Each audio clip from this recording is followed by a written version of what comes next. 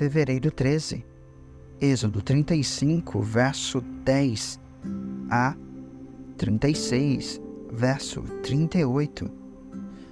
Todos que são artesãos talentosos, venham e façam tudo o que o Senhor ordenou. O tabernáculo, tanto a tenda como a cobertura, os colchetes, as armações, os travessões, as colunas e as bases, as arcas e as varas para transportá-la, a tampa da arca, que é o lugar de expiação, a cortina interna que protege a arca, a mesa, as varas para transportá-la e todos os seus utensílios, os pães da presença, o candelabro, seus acessórios, as lâmpadas e o óleo de oliva para a iluminação, o altar de incenso e as varas para transportá-lo, o óleo da unção e o incenso perfumado, a cortina para a entrada do tabernáculo, o altar do holocausto, a grelha de bronze do altar, as varas para transportá-lo e seus utensílios, a bacia de bronze e seu suporte, a cortina para as divisórias do pátio, as colunas e suas bases, a cortina para a entrada do pátio, as estacas do tabernáculo e do pátio e suas cordas, as roupas finamente confeccionadas para os sacerdotes vestirem durante o serviço no lugar santo, as roupas sagradas do sacerdote Arão e de seus filhos, que também são sacerdotes. Então toda a comunidade de Israel se despediu de Moisés. Todos aqueles cujo coração foi movido e cujo espírito foi tocado, voltaram com ofertas para o Senhor. Trouxeram todos os materiais necessários para a construção da tenda do encontro, para a realização das cerimônias e para a confecção das roupas sagradas. Todos os que tinham o coração disposto, tanto homens como mulheres, vieram e trouxeram para o Senhor suas ofertas de ouro na forma de argolas, brincos, anéis e colares. Apresentaram todo tipo de objeto de ouro como oferta especial para o Senhor. Todos os que tinham fios de tecido azul, roxo e vermelho, linho fino e pelo de cabra para fazer tecidos, peles de carneiro tingidas de vermelho e couro fino os trouxeram. Todos os que tinham objetos de prata e bronze os entregaram como oferta para o Senhor, e todos os que tinham madeira de acácia a trouxeram para ser usada na obra. Todas as mulheres com habilidade para costurar e fiar prepararam fios de tecido azul, roxo e vermelho e tecido de linho fino. Todas as mulheres que se dispuseram usaram sua habilidade para fiar o pelo de cabra. Os líderes trouxeram pedras de ônix e as outras pedras preciosas para serem colocadas no colete sacerdotal e no peitoral das decisões. Trouxeram também especiarias e óleo de oliva para a iluminação, para o óleo da unção e para o incenso perfumado. Assim, todos os israelitas, todos os homens e mulheres dispostos a ajudar no trabalho que o Senhor havia ordenado por meio de Moisés, trouxeram suas ofertas e as entregaram de bom grado ao Senhor. Então Moisés disse ao povo de Israel: o Senhor escolheu especificamente Bezalel, filho de Uri e neto de Ur, da tribo de Judá.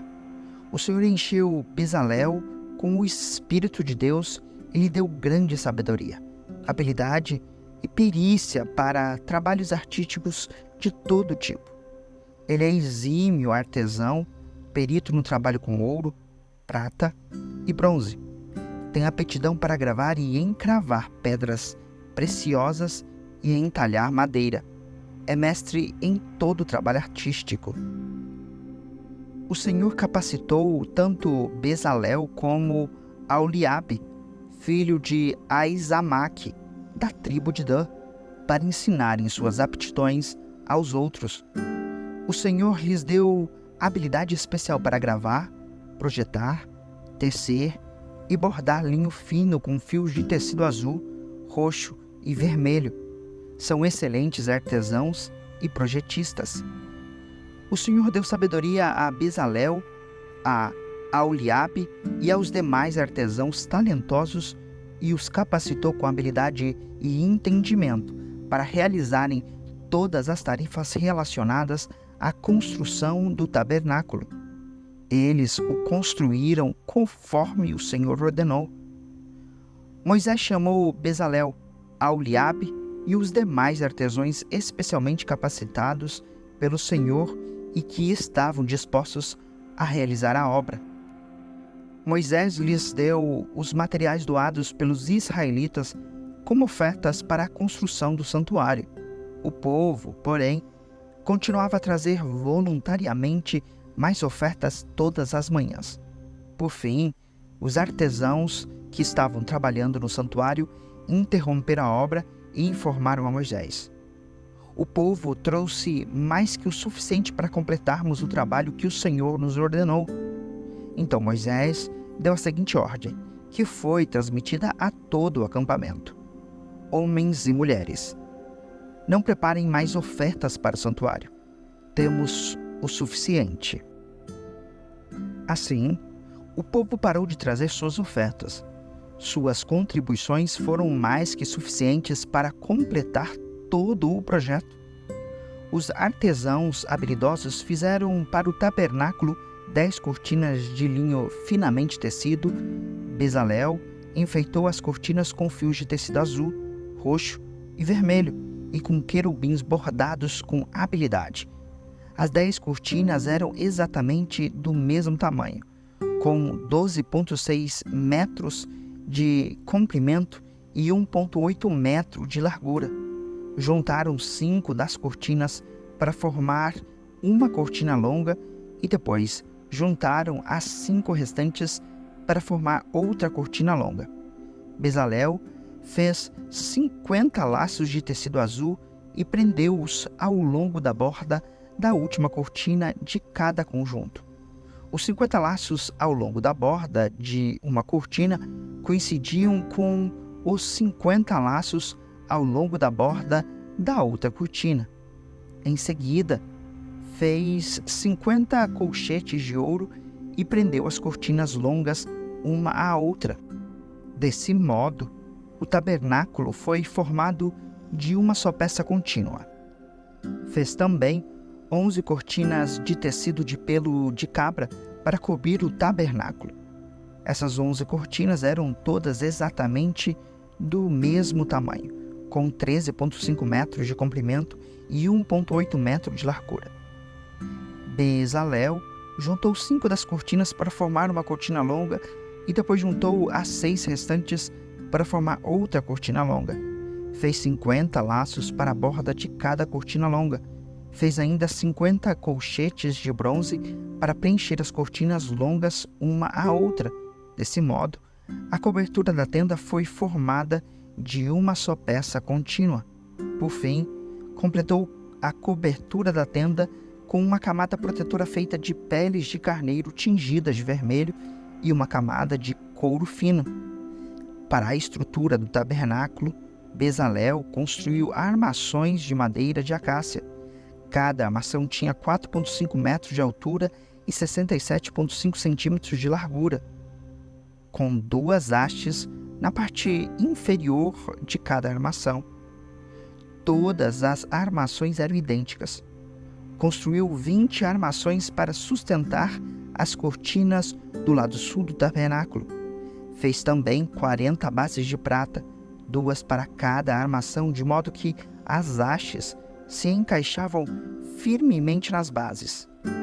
Para o lado norte do tabernáculo, construiu outras 20 armações, com 40 bases de pratas, 2 bases para cada armação. Fez 6 armações para a parte de trás, o lado oeste do tabernáculo, junto com mais 2 armações para reforçar os cantos das 2 extremidades do tabernáculo. As armações dos cantos foram emparelhadas na parte inferior e firmemente ligadas uma à outra na parte superior com uma argola, formando um só suporte de canto. Ambos os suportes de canto foram feitos dessa madeira. Havia, portanto, 8 armações na parte de trás do tabernáculo, encaixadas sobre 16 bases de prata, 2 bases debaixo de cada armação. Em seguida, fez travessões de madeira de acácia para ligar as armações, 5 travessões para o lado norte do tabernáculo e 5 travessões para o lado sul. Fez também 5 travessões para a parte de trás do tabernáculo, que ficava virada para o oeste. Fez o travessão central ligado à meia altura às armações, estendendo-se de uma ponta à outra do tabernáculo. Revestiu as armações com ouro e fez argolas de ouro para sustentar os travessões. Depois, revestiu com ouro os travessões. Para o interior do tabernáculo, Bezalel confeccionou uma cortina especial de linho fino, trançado com fios de tecido azul, roxo e vermelho, e com querubins bordados com habilidade. Fez para a cortina 4 colunas de madeira de acácia e 4 ganchos de ouro. Revestiu as colunas com ouro e apoiou-as sobre 4 bases de prata. Em seguida, fez outra cortina para a entrada da tenda. Confeccionou-a com linho finamente tecido e bordou-a artisticamente, usando fios de tecido azul, roxo e vermelho. Pendurou a cortina em ganchos de ouro presos às 5 colunas. Revestiu com ouro as colunas, 6 capitéis e seus ganchos e mandou fundir para elas 5 bases de bronze. Mateus 27, versos 32 a 66. No caminho, encontraram um homem chamado Simão, de Cirene, e os soldados o obrigaram a carregar a cruz. Então, saíram para um lugar chamado Gólgota, que quer dizer lugar da caveira. Os soldados lhe deram para beber vinho misturado com fel, mas, quando Jesus o provou, recusou-se a beber. Depois de pregá-lo na cruz, os soldados tiraram sortes para dividir suas roupas. Então, sentaram-se em redor e montaram guarda. Acima da cabeça estava presa uma tabuleta com a acusação feita contra ele. Este é Jesus, o Rei dos Judeus. 2 criminosos foram crucificados com ele, um à sua direita e outro à sua esquerda. O povo que estava por ali gritava insultos e sacudia a cabeça, em zombaria. Você disse que destruiria o templo e o reconstruiria em 3 dias. Pois bem, se é o Filho de Deus, salve a si mesmo e desça da cruz. Os principais sacerdotes, os mestres da lei e os líderes do povo também zombavam de Jesus. Salvou os outros, mas não pode salvar a si mesmo, diziam. Quer dizer que ele é o Rei de Israel? Que desça da cruz agora mesmo e creremos nele. Ele confiou em Deus, então que Deus o salve agora se quiser. Pois ele disse, eu sou o Filho de Deus. Até os criminosos que tinham sido crucificados com ele o insultavam da mesma forma. Ao meio-dia, desceu sobre toda a terra uma escuridão que durou 3 horas.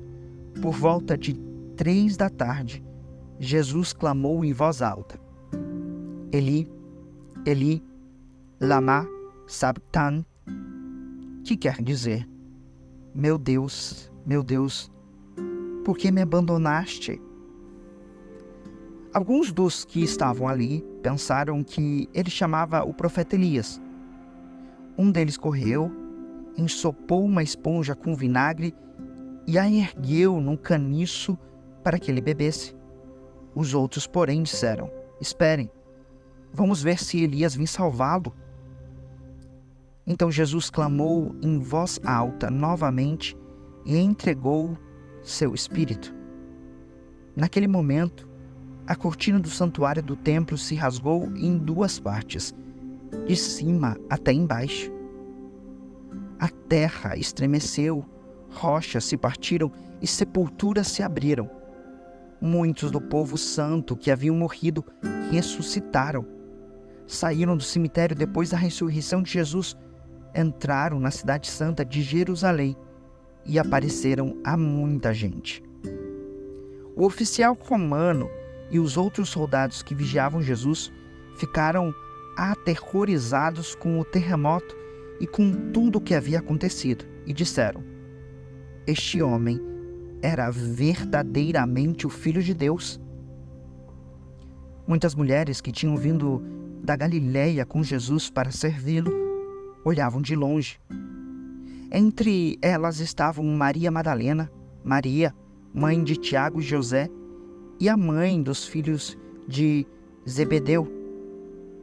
Ao entardecer, José, um homem rico de Arimateia, que tinha se tornado seguidor de Jesus, foi a Pilatos e pediu o corpo de Jesus. Pilatos ordenou que lhe entregassem o corpo. José tomou o corpo e o envolveu no lençol limpo, feito de linho, e o colocou num túmulo novo de sua propriedade, escavado na rocha. Então rolou uma grande pedra na entrada do túmulo e foi embora.